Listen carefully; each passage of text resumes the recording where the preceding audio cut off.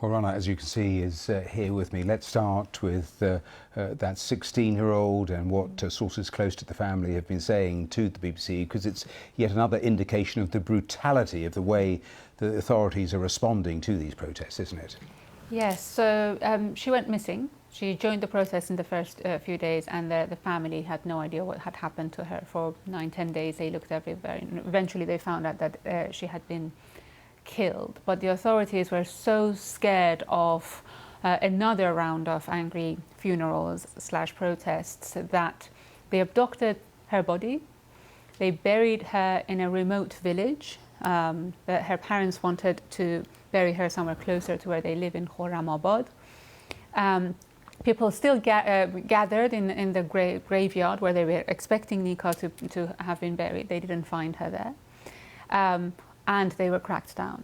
So riot police, security forces showed up at this funeral, which didn't have the body, and they started shooting metal pellets against the protesters.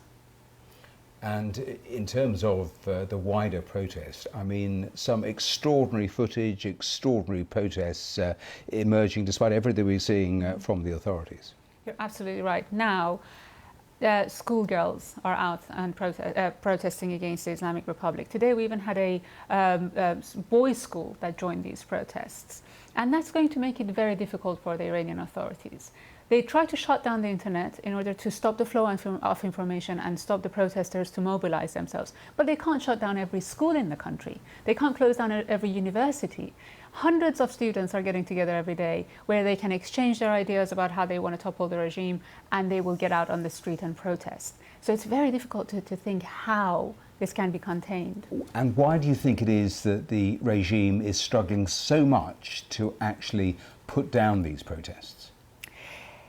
Because they had shut down every possibility of change over the years.